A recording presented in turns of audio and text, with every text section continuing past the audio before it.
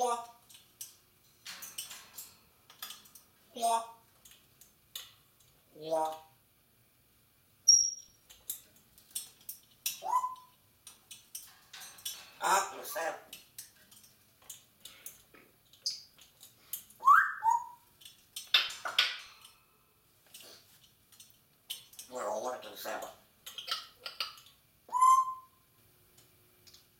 birthday.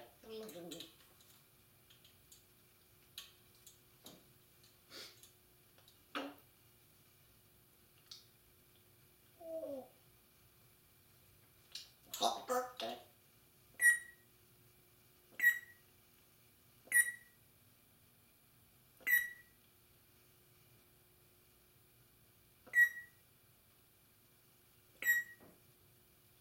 Happy birthday. Your ball scratchy. Your ball. Blow it up. Your pepper. Pepper.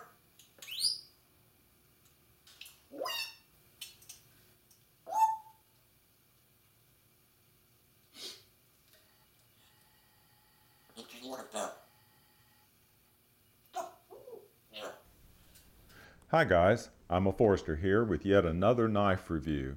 Sam, or as he likes to say, Sama, is off camera now supervising this production. He'll offer insights as he sees fit, I'm sure. If you've been following my channel, you've seen these three knives before, the Sage 1, 2, and the Sage 4. I've been collecting them slowly but surely, and now this set is complete with the addition of this bold action Sage 3. The Sage 3 comes in two different flavors, the discontinued blue G10 version and this black cubic check carbon fiber. This carbon fiber is very attractive. I'll try to position it in the light to where you can appreciate it. It's very attractive, but I would have preferred buying the blue G10 version. I just didn't pull the trigger on this purchase soon enough. They're still out there, the blue G10 version that is, on the secondary market, but I'm just not willing to pay what people are asking for them. By now I'm having deja vu all over again when I review another Sage knife. There are some differences among these four knives, but there's also very many similarities. How are they similar? Well, let me count the ways. They are basically identical in length, 7 1/4 inches in total length, 3-inch blade length, and the cutting edge is roughly 2 5/8 inch. They all serve the same function as a perfectly sized EDC general purpose knife. They all sport this deep carry wire clip. It can be repositioned for left or right hand carry, but it's always going to be tip up. The blades are all full flat ground with Spyderco's ambidextrous opening hole. They all have CPM S30V steel. Hope you can see that right there on the tang of the blade. This is probably my favorite steel for mid-priced knives these days. It holds an edge for a long time under light to moderate use. I've been carrying and using this Sage 3 for weeks now, and I haven't touched up the edge at all, so let's see how sharp it still is.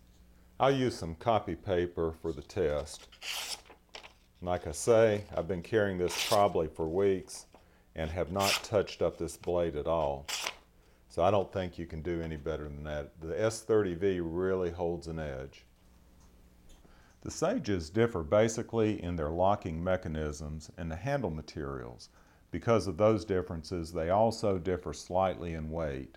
The Sage 3 with carbon fiber is slightly heavier than average for the Sages at 3.7 ounces. The blue G10 version was slightly lighter at 3.5 ounces. Now the Sage 3 highlights this bolt action lock that was designed by Blackie Collins. It's a spring-loaded bolt that locks into the tang of the blade when it's fully open. It also acts as a detent when the blade is closed to prevent it from opening. Notice the movement of the bolt when the blade is opened very slightly. Until the blade is extracted sufficiently, the bolt puts enough tension on the blade to close it. I'm most familiar with this type of locking mechanism through my Benchmade Axis locks, like on this 940. The 940 has been my favorite knife in my collection for a long time, and it's largely due to this type of lock. It's easy to open and close. I was expecting similar ease of operation with the Sage 3, but it didn't live up to my expectations, at least immediately. It was fairly stiff out of box, and it's only recently begun to loosen up a little. I think the light weight of the blade in comparison to the 940 affects the way that it functions.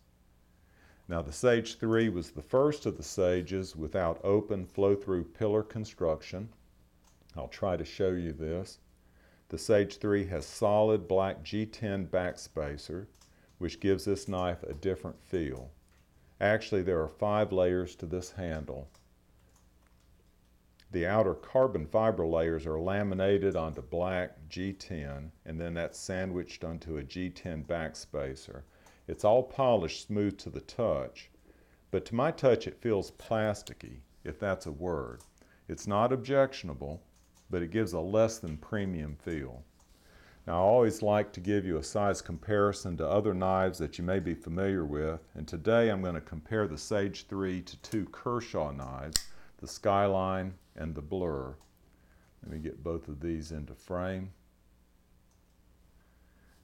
Now, the Skyline and the Sage are identical in total length, but the Skyline makes more efficient use of the blade to get a 3-inch cutting length versus 2 5/8 inch for the Sage.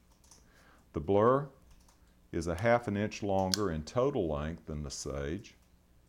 Get both of those in frame. And it has a 3 1/4 inch blade, so it's a slightly larger knife. I've enjoyed collecting the Sages, and I'll probably do a final video of the collection to wrap up my thoughts. Although there are many similarities in the Sages, each one has their own personality.